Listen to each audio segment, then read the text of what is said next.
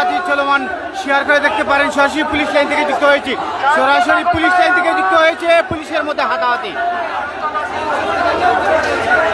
আমরা রয়েছি পুলিশ লাইনে।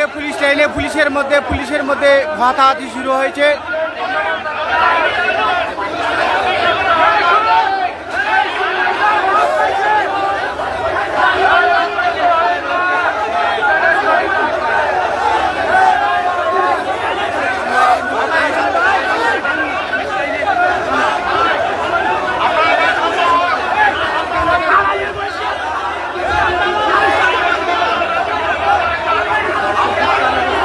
পুলিশের মধ্যে হাতাহাতি, পুলিশের সঙ্গে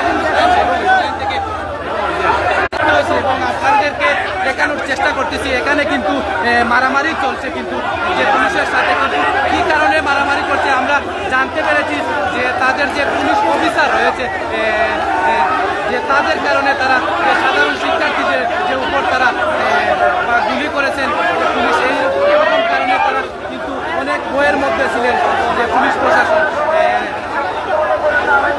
তারা কিন্তু আরেকটি জিনিস জানিয়ে রাখছেন যে তাদের যে পুলিশ অফিসার যে রয়েছে তারা কিন্তু সরকারের যে দালালি করেছে।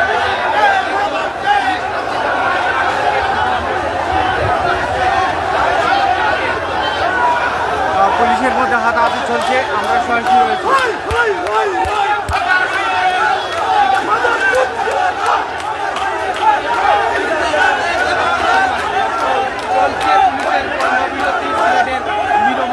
পুলিশের মধ্যে পুলিশের হাতাহাতি চলছে, আমরা দেখছি সরাসরি।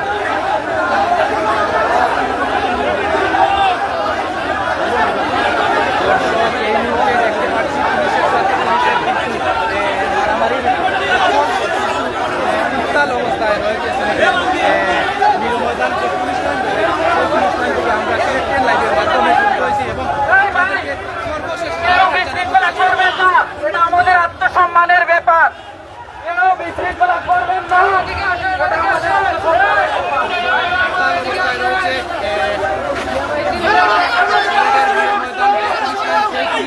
আমরা সরাসরি যুক্ত হয়েছি সিলেটের পুলিশ লাইন থেকে সরাসরি আমরা যুক্ত হয়েছি। পুলিশের মধ্যে হাতাহাতি সরাসরি আমরা যুক্ত হয়েছি সিলেটের পুলিশ লাইন থেকে।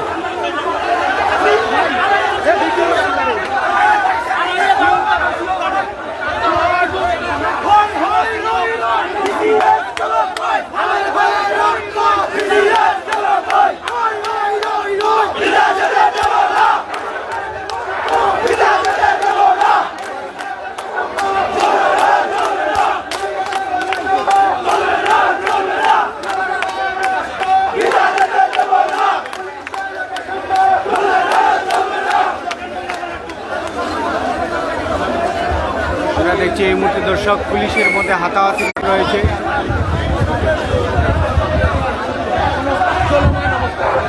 সর্বশেষ আপডেট আমরা আপনাদেরকে জানানোর চেষ্টা করছি। আমরা জেলা পুলিশ পর্যন্ত যাবো।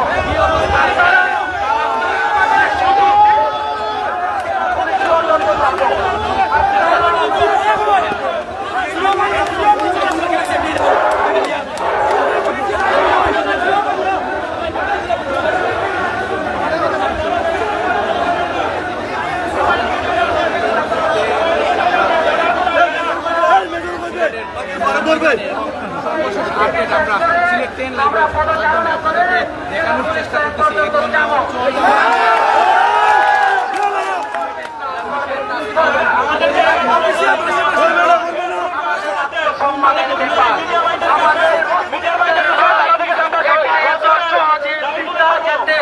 এখন সবাই আমাদের সাথে একাত্মতা পোষণ করে আমাদের সারিতে দাঁড়ান। যদি আমাদের সারিতে না দাঁড়ান চুরি পরে পুলিশ লাইন থেকে বেরিয়ে চলে যায়। এমন আজ থেকে কোন বিসিএস পুলিশ লাইনে ঢুকবে না। আমার পুলিশকে আমাদের 11 দফা দাবি সম্পন্ন না হওয়া পর্যন্ত ডিউটির জন্য কেউ চাপ দিবেন না।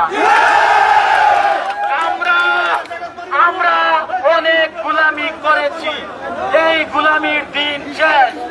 আমরা এই দেশে কোটা সংস্কার হয়েছে, এই দেশে রাষ্ট্র সংস্কার হয়েছে, এই দেশে পুলিশ সংস্কার হবে কিনা,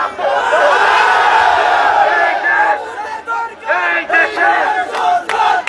দেশে কারো চামচামি করতে আসি নাই। আমরা আত্মসম্মান নিয়ে বেঁচে থাকতে চাই। এমন কাজ, এমন দুঃসাহসিকতা দেখানোর চেষ্টা করবেন না। এই দাবি আমাদের অস্তিত্বের।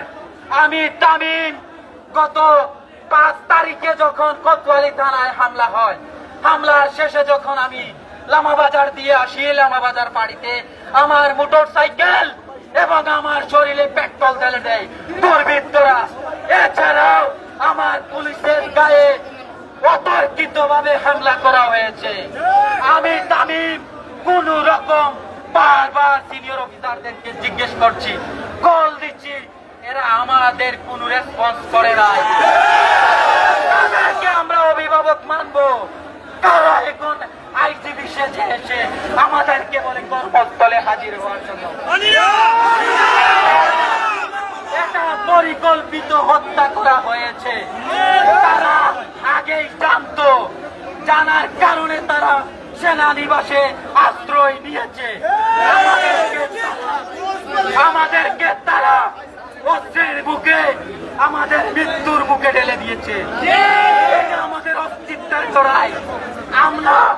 আমরা আজকে পুলিশ বাহিনী, ছাত্র জনতা সবার কাছে কুলসিত এই ধরনের চাটুকারদের জন্য। আপনারা আবারও বলতেছি, আরেকটা বিষয়,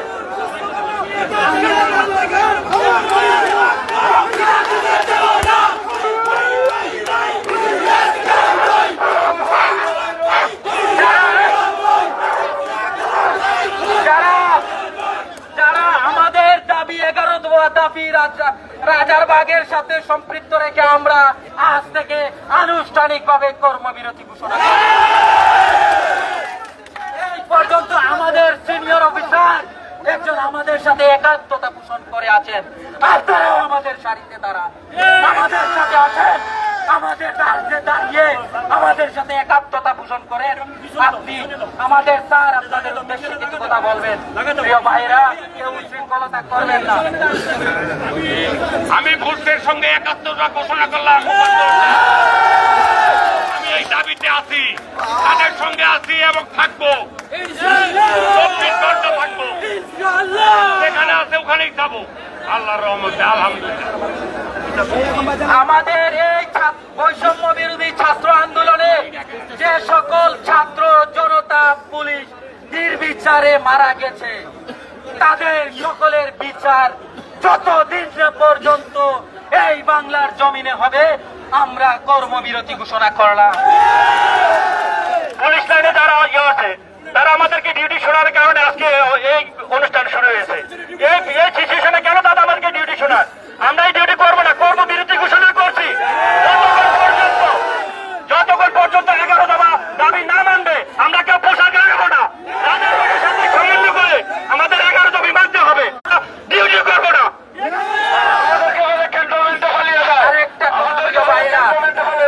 আরেকটা কথা, যারা সাংবাদিক বৃন্দ আছেন, আমাদের পাশে আপনারা দাঁড়াবেন। আমরা আপনাদের কাছে অনুরোধ জানাচ্ছি, আমাদের এই আন্দোলনগুলো সারা বাংলাদেশে প্রচার করে দেবেন। আমরা এখন আত্মগোপনে আছি, এটা বাংলাদেশ পুলিশের ইতিহাসে কখনো সম্ভব না।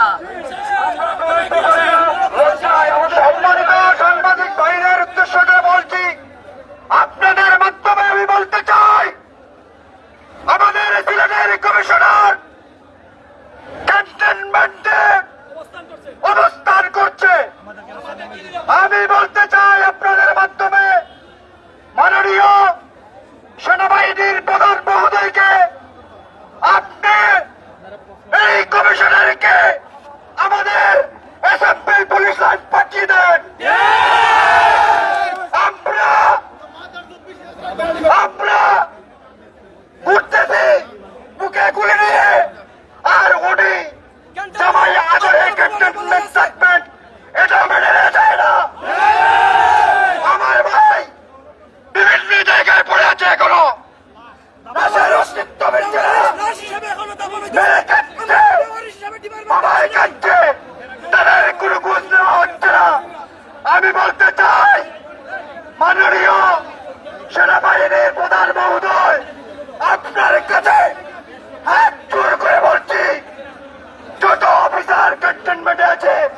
তাদেরকে বের করে দেন। এই দাবি আমি আপনাদের মাধ্যমে জানিয়ে দিতে চাই। আমরা বাসাবাড়িতে নিরাপত্তাহীনে ভুগতেছি। আমার মেয়ে কাঁদছে, আমার বাবা কোথায়, আমার মায়ের কাঁদছে, আমার ছেলে কোথায়। আর এই কুড়াঙ্গালের বাচ্চারা থাকবে ক্যান্টনমেন্টে। আপনার কাছে বিনীত